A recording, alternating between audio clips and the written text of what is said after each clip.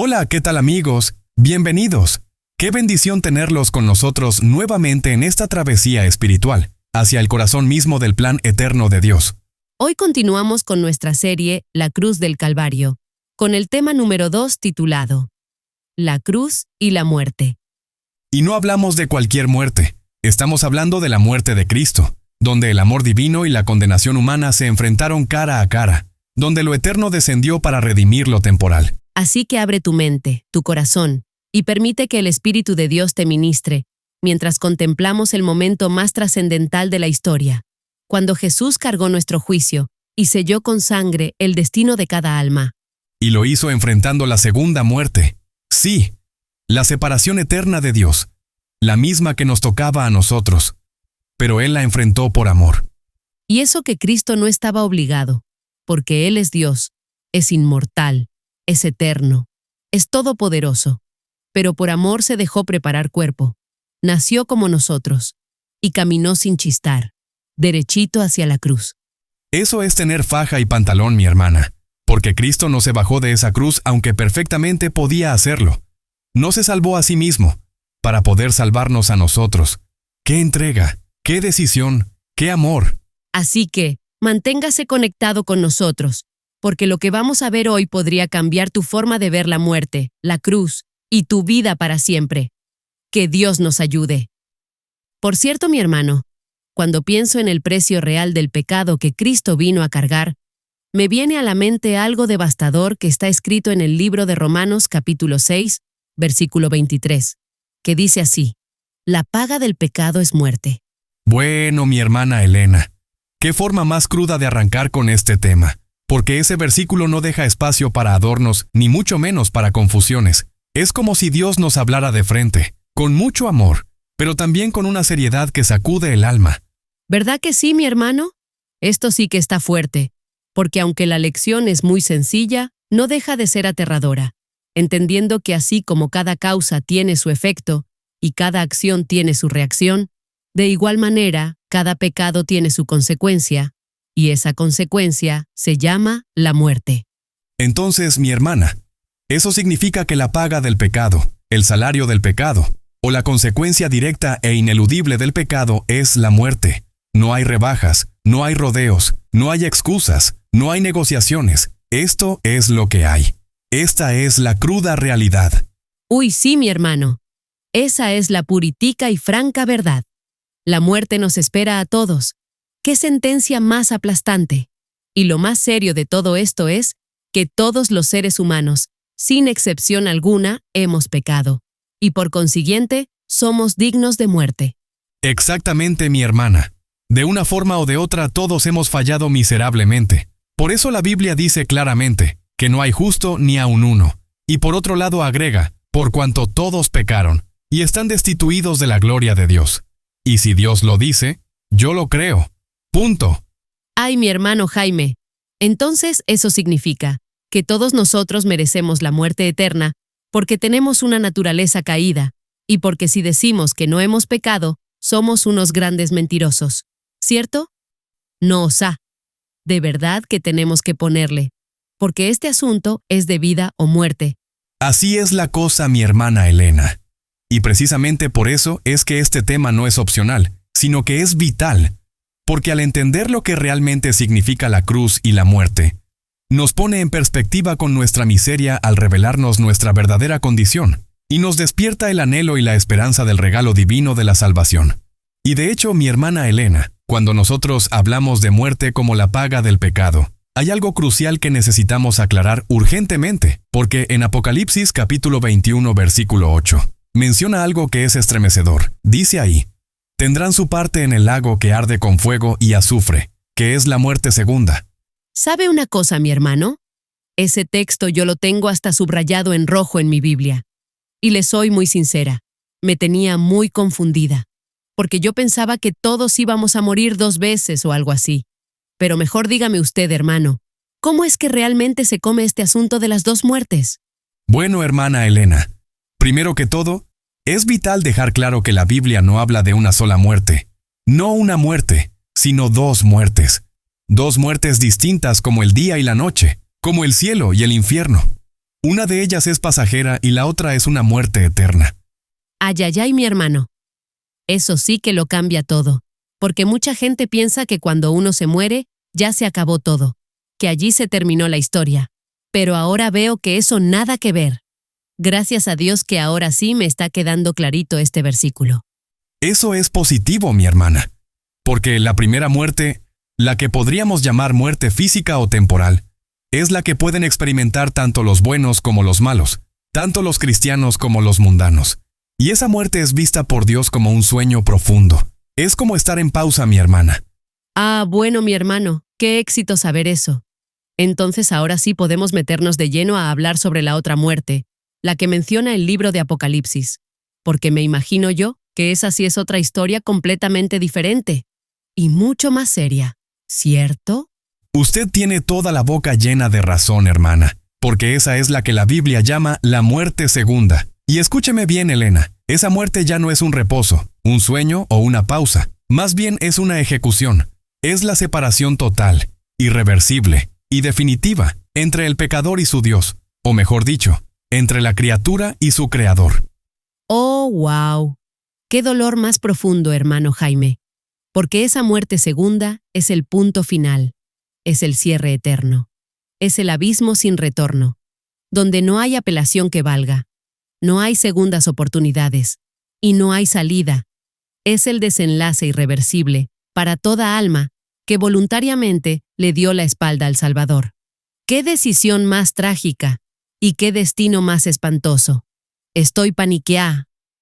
Y vieras, mi hermano, que estuve leyendo un texto tan consolador que cuando lo leí de verdad que me devolvió el color, y es el que está en Apocalipsis capítulo 2, versículo 11, que dice así: el que venciere no sufrirá daño de la segunda muerte. ¡Qué tremendo, mi hermana! ¡Qué versículo más apropiado para este contexto! Porque esa no es cualquier promesa. Más bien es una declaración directa del cielo para los que aunque caigan se levantan, aunque lloren siguen creyendo, para los que luchan de rodillas, para los que pelean con fe aunque el mundo los humilla, y aunque ellos tiemblan igual no sueltan la mano de Cristo. Eso es lo que significa vivir guiados por el Espíritu Santo. ¡Qué impresionante eso que has dicho, Jaime! Y dígame una cosa, mi hermano, ¿cómo hace uno, que ya está en los caminos de Dios, que ya está bajo la gracia del Señor, para asegurarse de escapar de esa segunda muerte? Mi hermana Elena, la Biblia no titubea para dar la respuesta, porque el texto dice claramente que para escapar hay que vencer y punto, porque no se escapa con religión ni con posición, se escapa con una vida rendida, una carne crucificada y con obediencia encendida. Ay, mi hermano, usted sí que no anda con vueltas, porque no basta con asistir a una iglesia bonita, ni tener un título religioso. Se trata más bien de llevar una vida en victoria sobre el pecado, en todas sus formas y presentaciones. Para que lo sepa. Y para entender esto no se necesita teología profunda, porque la Biblia es clara al enseñar: o vencemos por el Espíritu Santo, o somos vencidos por el espíritu del diablo. Así de serio es esto, mi hermana. Ay, mi hermano Jaime, esto me está sacudiendo el alma, porque en español esto significa: o somos vencedores o somos unos fracasados, o somos soldados de Cristo o somos esclavos del diablo, y el que no vence, simplemente no entra. Porque al final del día en las cosas de Dios no hay medias tintas. Exactamente, hermana. Y por eso tenemos que tomar la decisión aquí y ahora, porque el mundo no se va a poner más fácil. Y más bien, mi hermana, todo esto me lleva a pensar en una verdad fundamental, y es la que aparece en Hebreos capítulo 9, versículo 27, donde dice: está establecido para los hombres que mueran una sola vez, y después de esto el juicio. Vaya la máquina, mi hermano. Ese texto es como un martillo que rompe toda falsa seguridad. Allí está, fuerte, claro y contundente, hermano Jaime. Y me imagino que esa parte del texto donde dice que Dios ha establecido que el ser humano muera una sola vez, tiene que ver exclusivamente con los vencedores, ¿verdad? Es correcto, mi hermana. Y qué bendición saberlo, ¿cierto? Porque tomando en cuenta lo que acabamos de estudiar sobre la primera y la segunda muerte, ahora todo encaja como las piezas de un rompecabezas celestial. Definitivamente. Como diría el hermano Cork, claro y sencillo. Porque esto no es improvisado, hermano, sino que Dios lo tiene bien establecido desde antes de la fundación del mundo. cuando Él diseñó que todo ser humano, por más débil o pecador que sea, si cree en Cristo de verdad, si se rinde a su gracia y lo acepta como Salvador, y si además lo reconoce como su única fuente de poder sobrenatural para vencer el pecado, para resistir las tentaciones y para vivir en obediencia, entonces esa persona solo morirá una vez, y no por condenación, sino como preparación para la redención. ¡Qué maneras, mi hermano! ¡Me encanta! ¡Ay, mi hermano! ¡Qué esperanza tan gloriosa!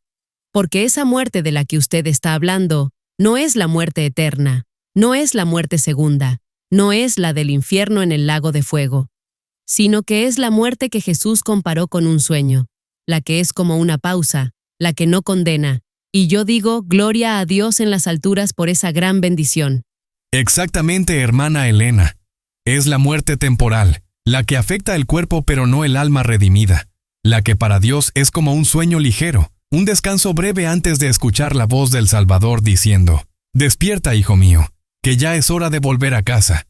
¡Oh, wow, mi hermano! Ahora sí que quedé como loca. Y es precisamente analizando la experiencia de Cristo, cuando le tocó enfrentar la muerte, que entendí algo que me consuela profundamente. Y eso está registrado en Juan capítulo 8, versículo 29, donde dice, «El que me envió, conmigo está. No me ha dejado solo el Padre». ¡Qué promesa tan viva y tan poderosa, hermana Elena! Usted no se imagina cuánto eso me motiva, porque al mirar cómo Jesús fue despreciado, rechazado, malinterpretado y humillado, y saber que su Padre siempre estuvo ahí con él, es sumamente alentador. ¡Qué palabras más hermosas, hermano Jaime! ¡Qué seguridad tan profunda y reconfortante! Porque desde el momento de su encarnación, empezando por su nacimiento en un pesebre humilde, su vida diaria llena de rechazo en Nazaret, que era un barrio marginal, y su ministerio público de lágrimas y humillaciones, en medio de todo eso, Cristo nunca estuvo solo, para que lo sepa. ¡Uf! ¡Qué consuelo tan grande, mi hermana! Porque no fue una misión fría ni distante. El cielo entero lo respaldó. Ángeles lo protegían, el Espíritu Santo lo fortalecía, y el amor del Padre lo sostenía en cada paso rumbo hacia el Monte Calvario. Y por eso, con plena seguridad Cristo pudo declarar, «El que me envió, conmigo está». ¡Qué tremendo! Aunque la cruz lo esperaba, sabía que la presencia del Padre lo abrazaba. Bendito sea el nombre del Señor. Y luego añade algo todavía más profundo, hermana, donde dice, «No me ha dejado solo el Padre, porque yo hago siempre lo que le agrada». Y esa es la clave de una comunión perfecta con el Padre, el secreto para nunca caminar en soledad, la obediencia sobre todas las cosas. ¡Qué lección tan grande para nosotros, mi hermano! Porque si Cristo, en medio del odio y el abandono, vivía para agradar al Padre, ¿cuánto más nosotros deberíamos buscar hacer su voluntad, con un corazón rendido, agradecido y obediente? Ya lo sabe mi hermana Elena, esa debería de ser nuestra consigna, vivir para agradar en todo a nuestro Padre Celestial. Y de hecho que cada vez que yo escucho en la audiobiblia lo que dice Mateo capítulo 27 versículo 46, me deja achicopalao y bien reflexivo, porque ahí está mencionando el momento cuando Cristo exclama, Dios mío, ¿por qué me has desamparado? Y ese grito, mi hermana, retumba en toda la eternidad. ¿What? No sa. Qué escena más desgarradora, hermano Jaime. Qué clamor más profundo, más humano, más solitario y desgarrante. Qué dolor, qué angustia, qué vacío. Entonces dígame algo, mi hermano. ¿Qué era lo que le estaba pasando a Cristo cuando se pegó semejante grito? Ay, mi hermana, lo que le estaba pasando era algo que debería de hacernos llorar todos los días de nuestra vida. Porque justo en ese momento oscuro, cuando la carga era insoportable, cuando el dolor le rompía el alma, cuando la angustia estaba en su pico más alto, y cuando el cielo parecía estar cerrado, el Padre Celestial lo abandonó, hermana. ¿Cómo así, mi hermano? Sí, así como lo oye, de verdad lo abandonó. Ay, papá, qué palabras más duras, más punzantes, más demoledoras. Qué soledad más injusta para el único que siempre fue justo. Pero ven acá, hermana Elena, es que si hay algo que nuestro Dios no puede tolerar, ni mirar con agrado, ni pasar por alto, es el pecado, Y eso era exactamente lo que más abundaba sobre el cuerpo santo de su propio Hijo. Claro, mi hermano, le entiendo perfectamente. Eso era una terrible oscuridad espiritual. O sea, era pecado, pecado y más pecado. Una avalancha repugnante cayendo sobre el inocente. Sin pasar por alto que Cristo jamás pecó, ni en pensamiento, ni en palabra, ni en acción, mucho menos en intención. No obstante, con todo y eso, todos nuestros pecados fueron colocados sobre Él como si fueran suyos. Así mismo es la cosa, mi hermana, y por eso desde la planta del pie hasta la cabeza, no había en Él cosa sana, sino herida, hinchazón y podrida llaga. Un cuadro totalmente repugnante para la santidad y la pureza de Dios el Padre. Y lo más estremecedor de toda esta transferencia es que el Padre sabía perfectamente que ninguno de esos pecados eran de su Hijo, sino que eran nuestros, eran tuyos y míos, y sin embargo Cristo, por voluntad propia, decidió cargar con toditos todos para que nosotros pudiéramos ser salvos. ¡Qué impresionante el amor de mi Señor! Y hablando de ese sufrimiento supremo, mi hermano, en el libro de Hebreos capítulo 2 versículo 14, el apóstol menciona algo maravilloso sobre la muerte de Cristo, y dice así: para destruir por medio de la muerte al que tenía el imperio de la muerte, esto es, al diablo. ¡Qué promesa más poderosa, hermana Elena! Eso sí que es una buena noticia, porque lo que Cristo obtuvo en ese momento crítico, en medio de la más intensa soledad, en medio de una agonía que le desgarraba el alma y le rompía el cuerpo, fue la victoria total y la estocada final en contra del diablo y Satanás. Así se juega el partido, hermana. Gloria a Dios en las alturas. Aleluya. Cristo vive, porque ese fue el objetivo eterno de tanto sufrimiento indescriptible: derrotar al enemigo de nuestras almas, el diablo y Satanás, y dejarlo sin poder, sin trono, sin corona y sin victoria. Ya lo sabe mi hermana Elena. Y no se olvide que Cristo sabía perfectamente lo que venía. Por eso la noche antes de enfrentar la muerte en esa cruz, cuando estaba en el jardín de Getsemaní, bañado en sudor como grandes gotas de sangre, le dijo a los 3 discípulos que lo acompañaban: mi alma está muy triste, triste hasta la muerte. Ay, hermano Jaime, eso me parte el corazón. Imagínese el nivel de angustia que llevó nuestro Señor al sentirse al borde de la muerte. Eso no tiene nombre. Así es, mi hermana Elena, porque Cristo sabía que para poder destruir por medio de su muerte al que tenía el imperio de la muerte, tenía que descender a las profundidades del dolor, tenía que pasar por el fuego, tenía que sufrir palo y candela, sin tregua y sin alivio. Ay, Dios mío, qué valentía la de mi Señor, qué entrega tan inmensa, qué amor tan escandaloso. Y todo eso lo soportó por ti, por mí y por todos, para que tú y yo hoy podamos vivir libres del temor a la muerte segunda, y podamos declarar que somos más que vencedores en Cristo, porque si no es así, es mentira. Usted sí que está conectada, mi hermana, porque con la ayuda de Dios nosotros tenemos que vencer, aquí y ahora, sí o sí, no hay vuelta de hoja. Y siguiendo la misma idea, mi hermana, lo de la victoria de Cristo sobre el que tenía el imperio de la muerte. La Biblia dice algo en Apocalipsis capítulo 1 versículos 17 y 18, que no cabe en esta tierra, algo tan poderoso que hace temblar al infierno. Y es precisamente cuando Cristo dijo: yo soy el primero y el último, y el que vivo y estuve muerto, y tengo las llaves de la muerte y del Hades. ¡Wow, mi hermano! Eso no lo dice un profeta ni un apóstol. Eso lo dice el mismo Cristo resucitado. Y eso sí que es majestuoso. Hasta sentí escalofríos cuando leíste el texto. Imagínese lo que significa que el Hijo de Dios tenga las llaves. Eso quiere decir que ninguna tumba, ningún ataúd, ningún sepulcro, ningún cementerio tiene la última palabra. Y por eso no hay razón alguna para que los verdaderos cristianos vivan con temor a la primera muerte. Exactamente, mi hermana Elena, porque la primera muerte no es la del castigo eterno. No es la muerte del juicio final, no es la muerte del lago de fuego, ni la muerte de la condenación irreversible. Es simplemente una pausa, un paréntesis, un sueño profundo del cual Cristo tiene el poder de despertar a sus hijos. ¡Aleluya! ¡Qué carga mi Cristo! Bueno, compadre, Eso sí que me cambia toda la perspectiva, hermano Jaime, porque muchos viven con pánico a morir, sin saber que esa muerte no es definitiva para los que están en Cristo. Porque el que vive para Cristo, duerme en Cristo y resucita con Cristo. Así, o más claro, mi hermano. Así mismito es mi hermana. Eso está clarito como el agua, porque la primera muerte es temporal, y esa le puede suceder tanto a un vencedor fiel como el apóstol Pablo, como también a un fracasado absoluto como Judas Iscariote, porque lo que define todo no es cuándo uno muere, sino en qué condición espiritual es que muere. Estoy de acuerdo con usted, mi hermano, porque vivir en Cristo y morir en Cristo es ganancia eterna, es esperanza gloriosa, es garantía celestial, porque la tumba no es derrota ni prisión, es el preludio de la resurrección. Ya lo sabe mi hermana, con esa hablada diste en el clavo. Y como Cristo venció al diablo, ahora tiene las llaves, tiene el derecho absoluto de entrar al imperio del enemigo, abrir las puertas del sepulcro, romper las cadenas del Hades y liberar a su pueblo con el milagro sobrenatural de la resurrección.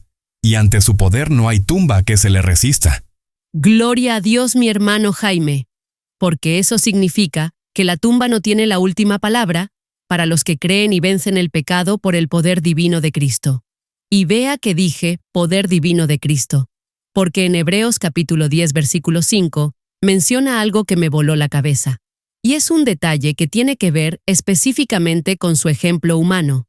Y eso dice así: mas me preparaste cuerpo. ¡Ay, mi hermana Elena! Ahora sí que quedé impactado, porque ese texto revela el momento exacto en que el cielo se abrió, la eternidad se estremeció, y Cristo entró en escena para ejecutar el plan de nuestra salvación con un cuerpo humano. Esto es impresionante, mi hermano, porque aunque suene contradictorio, había una limitación divina. Cristo no podía morir en su forma original, porque siendo 100% divino, simplemente es inmortal. ¡Wow! ¡Qué revelación tan profunda! O sea que Cristo, siendo inmortal, necesitaba un cuerpo mortal para poder cargar nuestros pecados y pagar la deuda eterna. Y aún así dijo: Padre, heme aquí, envíame a mí. Y Dios el Padre, en su amor infinito por nosotros, le buscó solución a ese gran impedimento. ¿Y sabes qué hizo, hermano Jaime? Dígamelo, mi hermana, de una. Pues el texto lo dice claramente. Dice ahí: mas me preparaste cuerpo. ¿Qué le parece, mi hermano? ¿Qué me parece? No juegue, mi hermana. Eso está fuera de serie. ¡Qué tremendo! ¿Verdad que sí, mi hermano? Es que el cielo entero se movilizó para hacer lo imposible posible. Imagínese que el Padre preparó un vientre virgen. El Espíritu Santo realizó una concepción milagrosa, y así, y solo de esa manera, como resultado del glorioso trabajo en equipo de toda la familia divina, nació el Santo Hijo de Dios, que es la única esperanza de gloria. ¡Muchacho! Pero ven acá, mi hermana Elena. ¡Qué escena más gloriosa! El infinito haciéndose finito, el eterno entrando en el tiempo, el creador tomando forma de criatura, el invisible haciéndose visible, y el rey haciéndose siervo, y todo eso por amor a ti, por amor a mí, y por amor a toda la humanidad. Y como dice el Evangelio de San Mateo, y llamará su nombre Emmanuel, que traducido es Dios con nosotros. Y por eso es que Cristo no es un Dios lejano, ni un Dios ausente, ni mucho menos un Dios indiferente, sino que es el gran Dios del universo, hecho carne para estar con nosotros, entre nosotros, y como nosotros, pero obviamente sin pecado. ¡Qué maravilla, mi hermana Elena! Dios con nosotros en carne y hueso. El que no podía morir ahora tenía un cuerpo frágil, capaz de sufrir, capaz de sangrar y capaz de morir, pero también capaz de obedecer, capaz de vencer y capaz de resucitar, con el fin de reinar para siempre, y todo por amor a nosotros. De verdad que Cristo es un hombre digno de ser imitado, porque para tener todas esas capacidades que usted menciona, mi hermano, hay que tener faja y pantalón, porque si no es así, es mentira. Y para prueba un botón, porque en San Mateo capítulo 27 versículo 42, la Biblia dice lo siguiente: a otros salvó, a sí mismo no se puede salvar. ¡Qué declaración tan profunda y tan cargada de ironía celestial, hermana Elena! Son palabras que duelen como puñaladas en el alma. Son burlas tan crueles, tan llenas de incredulidad, lanzadas por su propio pueblo que había sido testigo de sus milagros, aquellos que Cristo había venido a salvar, y aún así lo escupieron, lo azotaron y lo colgaron. ¡Qué tirá! Por eso, hermano Jaime, para mí, Cristo es el más grande y el más digno de suprema alabanza, entre todos los hijos de los hombres, y punto. Di sí, mi hermana. Imagínese nada más. Cristo, siendo el gran creador de los cielos y de la tierra, el Rey de Israel, el Rey de Reyes y el Señor de Señores. Perfectamente se pudo haber bajado de esa cruz. De hecho, que si hubiera querido, hasta pudo haber evitado ser clavado en la cruz. Mi hermano, usted tiene toda la boca llena de razón, porque él podía hacerlo, pero no lo hizo. Tenía la autoridad, pero escogió el silencio. Tenía el poder, pero eligió el sacrificio. Eso sí que es amor del bueno.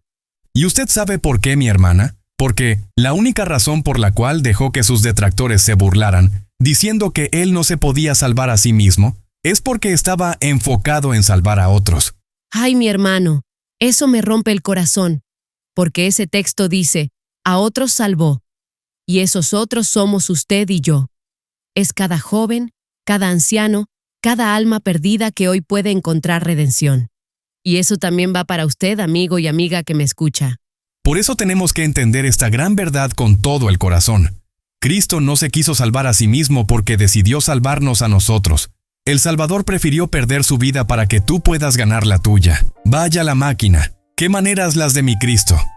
Definitivamente, mi hermano. Cristo está solo. No tiene comparación ni tampoco tiene competencia. Y después de escuchar todo esto, no me quedan dudas. La cruz y la muerte están íntimamente conectadas, porque fue en ese madero donde Cristo enfrentó la muerte más injusta, más dolorosa y más profunda, para darnos la vida más gloriosa. Asimismo es la cosa, hermana Elena. Él no murió como cualquier hombre. Él murió como el Cordero de Dios que quita el pecado del mundo. Y no fue una muerte simbólica. Esa fue una muerte real, sangrante, desgarradora, cargada con nuestros pecados, con los míos y con los suyos. Y aún sabiendo que podía bajarse de la cruz en cualquier momento, Cristo no lo hizo. Más bien decidió quedarse colgado por amor. Y por eso, hoy nosotros no podemos seguir siendo indiferentes, ni fríos, ni neutrales. Tenemos que rendirnos completamente al Señor. Por lo tanto, mi querido amigo y amiga que nos escucha, si este mensaje ha tocado tu corazón, no lo silencies, reacciona ya, porque Cristo murió para salvarte. Y hoy es el día de la salvación. No es cuando todo esté perfecto, es ahora, justo ahora que el Espíritu Santo te está hablando. Porque no hay dolor más grande, ni tragedia más profunda, que rechazar un amor tan inmenso, y el momento de rendir el alma, de pedir perdón y de comenzar de nuevo. Es ahora. Y por eso, desde lo más profundo de nuestro corazón, te invitamos a no perderte el próximo episodio de esta serie, que lleva como título, La cruz y el alma, porque el cielo todavía quiere revelarte algo más, algo personal, algo eterno. Y de parte de todo el equipo de KWM Internacional, te damos las gracias por acompañarnos en este recorrido. Y mientras tanto, que Dios le siga bendiciendo y manténgase conectado en el amor del Calvario.